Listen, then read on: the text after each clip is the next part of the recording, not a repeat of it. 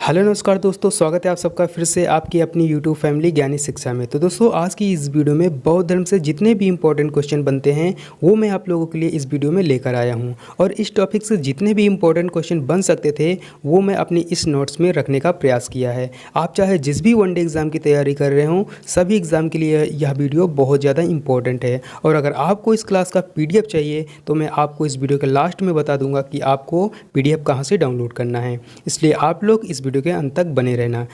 सबसे पहले हम बात करते हैं कि बौद्ध धर्म के संस्थापक कौन हैं। तो बौद्ध धर्म के संस्थापक कौन हैं? गौतम बुद्ध है। ठीक है, इनका जन्म कब हुआ था? जन्म हुआ था 563 ईसा पूर्व में। ठीक है, 563 BC में इनका जन्म हुआ था। कहाँ हुआ था? तो कपिलवस्तु लुम्बिनी में इनका जो है जन्म हुआ था। और ये स्थान कहाँ पड़ता है? तो नेपाल में स्थान पड़ता है। ठीक है, और इनकी माता का नाम क्या था? माता का नाम इनकी महामाया था। क्या था? महामाया था। बुद्ध के जन्म के 7वें दिन ही इनकी जो है मृत्यु हो गई थी। देखो, जब गौतम बुद्ध का जन्म हुआ था उसके 7वें दिन ही इनकी जो माता थी उनका जो है निधन हो गया था, मृत्यु हो गया था। ठीक है, और इनके पिता क्या था? इनके पिता का नाम था शुद्धोधन। क्या था? शुद्धोधन था। और ये साक्यगढ़ के मुखिया थे। क्या थे? साक्यगढ़ के मुखिया थे। ऐसे भी क्वेश्चन पूछा जा सकता है कि गौतम बुद्ध के पिता जो थे, गौतम बुद्ध के पिता किस गढ़ के मुखिया थे? तो किस गढ़ के थे? साक्यगढ़ के जो है मुखिया थे। ठीक है, आगे चलते हैं हम। गौतम बुद्ध का लालन पालन उनकी जो विमाता हैं प्रजापति गौतमी ने किया था। प्रजापति गौतमी ने किया था। ठीक है, देखो, जब गौतम बुद्ध का जन्म हुआ था उसके 7वें दिन ही इनकी माता का जो है मृत्यु हो गया था। तो इनका जो लालन पालन यानी कि देखभाल इनकी जो विमाता है यानी कि इनकी मौसी प्रजापति गौतमी ने किया था। ठीक है, अब इनकी हम बात करते हैं कि बचपन का नाम क्या था। इनके बचपन का नाम था सिद्धार्थ। क्या था? सिद्धार्थ था। और सिद्धार्थ का अर्थ क्या होता है? सिद्धार्थ का अर्थ होता है जिसकी आकांक्षाएं पूरी हो चुकी हैं, जिसकी आकांक्षाएं पूरी हो चुकी हैं। ठीक है, अब हम आगे चलते हैं और देखो, अब हम बात करते हैं इनका विवाह कब हुआ था। तो इनका जो विवाह हुआ था 16 वर्ष की अवस्था में हुआ था। कब? 16 वर्ष की आयु में ही इनका जो है विवाह हो गया था। किसके साथ? यशोधरा के साथ। किसके साथ? यशोधरा के साथ हुआ था। यानी कि इनकी जो पत्नी थी वो थी यशोधरा। ठीक है, और इनके पुत्र का नाम था राहुल। पुत्र का नाम क्या था? राहुल था। ठीक है, और 29 वर्ष की अवस्था में गृह त्यागा था इन्होंने। 29 वर्ष की अवस्था में इन्होंने जो है घर को छोड़ दिया था। ठीक है, घर को छोड़ दिया था। और उस समय घर को यानी कि त्यागने की जो क्रिया थी वो क्या कहलाती थी? और यह घटना महाभिनिष्क्रमण कहलाया। क्या कहलाया? महाभिनिष्क्रमण कहलाया था। देखो, आएगा क्वेश्चन कि गृह त्याग की घटना क्या कहलाता है। यानी कि बौद्ध धर्म के समय गृह त्याग की घटना को क्या कहा जाता था? तो महाभिनिष्क्रमण कहा जाता था। ठीक है, ये आपको याद रखना है, इंपॉर्टेंट क्वेश्चन है। गौतम बुद्ध के प्रथम गुरु कौन थे? देखो, गौतम बुद्ध के प्रथम गुरु का क्या नाम था? अलार कलाम था। बुद्ध किस क्षत्रिय कुल का था? बुद्ध जो है किस क्षत्रिय कुल का था? तो ये जो है शाक्य कुल का था। किस क्षत्रिय कुल का था? शाक्य कुल का था। और उनके पिता जो है शाक्यगढ़ के मुखिया थे, इसलिए ये भी जो है शाक्य कुल के ही हुए ना। तो इसलिए आपको याद रखना है कि बुद्ध जो है क्षत्रिय कुल का था। किस क्षत्रिय कुल का था? तो ये जो है शाक्य कुल का था। ठीक है, शाक्य क्षत्रिय कुल का था। और हम आगे चलते हैं। अब यहाँ पे नोट पॉइंट में आपको ध्यान देना है। सिद्धार्थ जब कपिलवस्तु की सैर पर निकला था। देखो, इनका जो जन्म हुआ था कपिलवस्तु में यानी लुम्बिनी में हुआ था, जो कि नेपाल में पड़ता है। तो सिद्धार्थ जब कपिलवस्तु की सैर पर निकला था तब उसे 4 दृश्य काफ़ी जो है प्रभावित किए थे। कितने दृश्य? 4 दृश्य जो है प्रभावित किए थे। पहला है एक बीमार व्यक्ति, दूसरा है एक बूढ़ा व्यक्ति, तीसरा एक सन्यासी और चौथा एक शव। ठीक है, ये आपको 4 चीज़ें याद रखना है। ठीक है, बहुत ही ज़्यादा इंपॉर्टेंट है। और हम आगे चलते हैं। देखो, 6 वर्ष की कठिन तपस्या के बाद 35 वर्ष की आयु में वैशाखी की पूर्णिमा की रात निरंजना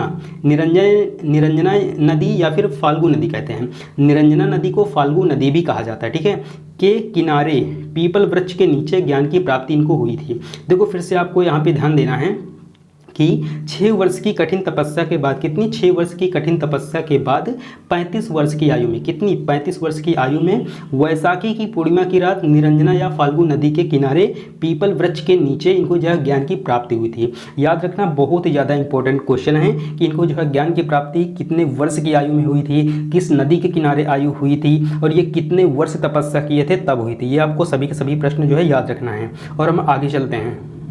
देखो हमारा अगला जो पॉइंट है, ज्ञान प्राप्ति के बाद सिद्धार्थ बुद्ध के नाम से जाना गया। जब इनको ज्ञान की प्राप्ति हो गई तब इन्हें जो है बुद्ध के नाम से इन्हें जाना गया था, और वो स्थान बोधगया के नाम से जाना जाता है। ठीक है, जहाँ पर इनको जो है ज्ञान की प्राप्ति हुई थी वो स्थान को बोधगया के नाम से जाना गया। ठीक है, और बुद्ध ने अपना प्रथम उपदेश जो है सारनाथ में दिया था। कहाँ दिया था? सारनाथ में दिया था। सारनाथ यानी कि ऋषिपत्तम, ये क्या लिखा हुआ है? ऋषिपत्तम में दिया था। ठीक है, तो बुद्ध ने अपना प्रथम उपदेश सारनाथ यानी कि ऋषिपत्तम में दिया था, याद रखना है आपको।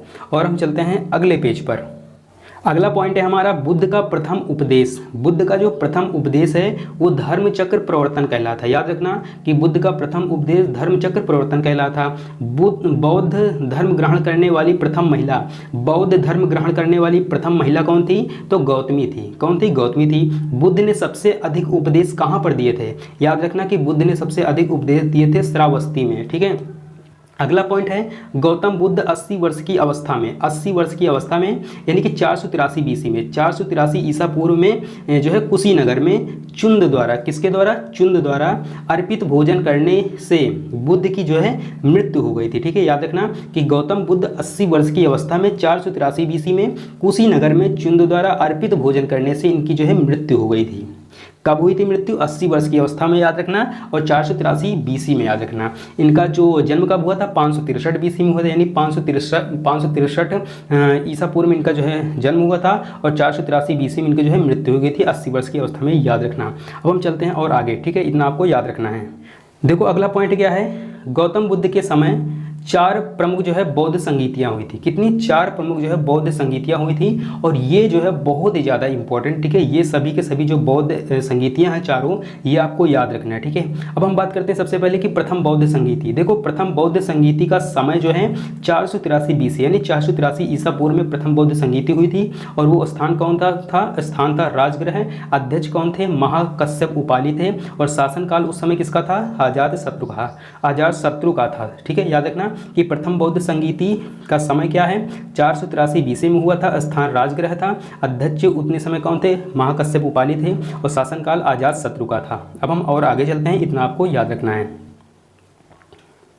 अब द्वितीय बौद्ध संगीति है। देखो द्वितीय बौद्ध संगीति किस समय हुई थी? तो ये जो है 383 बीसी में हुई थी। स्थान क्या था उतने समय? वैशाली था। वैशाली नामक स्थान पे हुआ था द्वितीय बौद्ध संगीति, और उस समय अध्यक्ष कौन थे? सवाकामी थे। शासनकाल किसका था? कालाशोक का था। किसका था? कालाशोक का था। अब हम बात करते हैं तृतीय बौद्ध संगीति। तो तृतीय बौद्ध संगीति का समय क्या है? 255 बीसी, स्थान पाटलिपुत्र, अध्यक्ष मोगलीपुत्र तिस्स हैं। ठीक है, और शासनकाल किसका था? शासनकाल था अशोक का। ठीक है, अशोक का था। ये आपको याद रखना है, और हम आगे चलते हैं।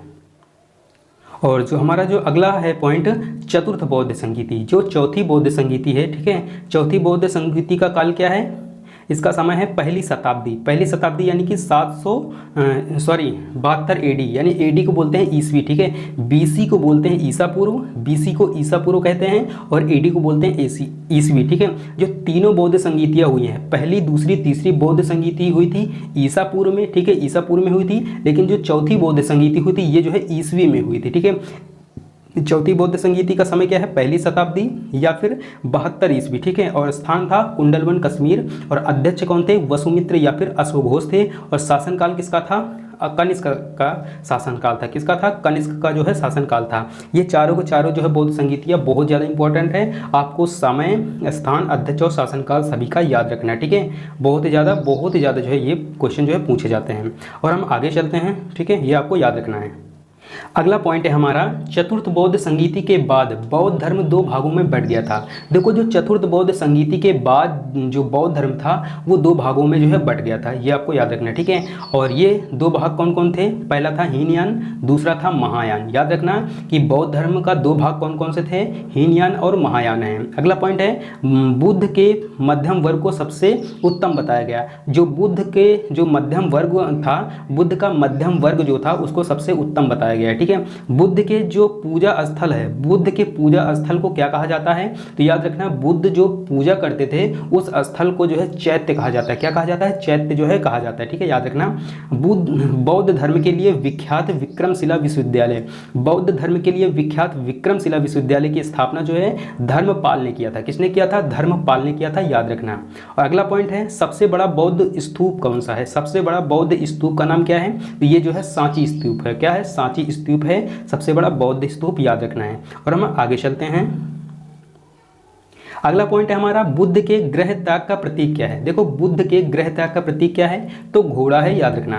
बौद्ध का पवित्र ग्रंथ कौन सा है, बौद्ध का पवित्र ग्रंथ क्या है, पीटक है। क्या है, पीटक है। पीटक का अर्थ होता है टोकरी। क्या होता है, ये जो पीटक है इसका अर्थ क्या होता है, टोकरी होता है। अगला पॉइंट है, इन पीटक की रचना पाली भाषा में की गई है। जो पीटक की जो रचना की गई है, याद रखना कि पाली भाषा, इसकी भाषा क्या है, पाली भाषा है।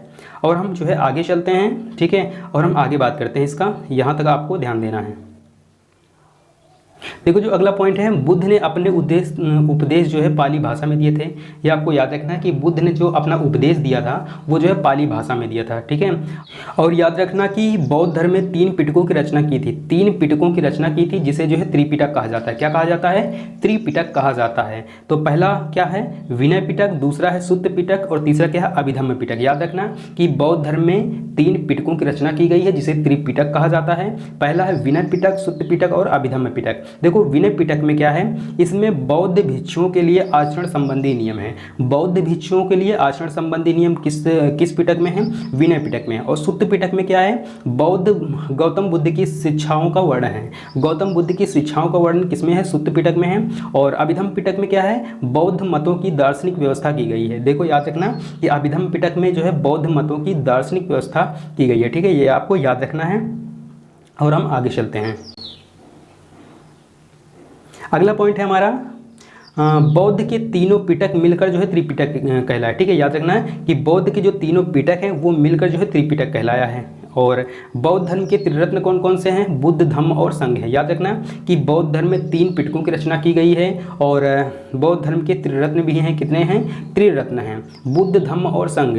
बुद्ध, धम्म और संघ ये क्या हैं, त्रिरत्न हैं बौद्ध धर्म के। याद रखना बुद्ध के जीवन से संबंधित बौद्ध धर्म के प्रतीक, बुद्ध जो गौतम बुद्ध हैं उनके जीवन से संबंधित बौद्ध धर्म के प्रतीक वो आपको याद रखना है कि जो इनका जन्म का प्रतीक क्या है, कमल एवं साड़ है। गृह त्याग का प्रतीक मैंने ऊपर बताया कि घोड़ा होता है।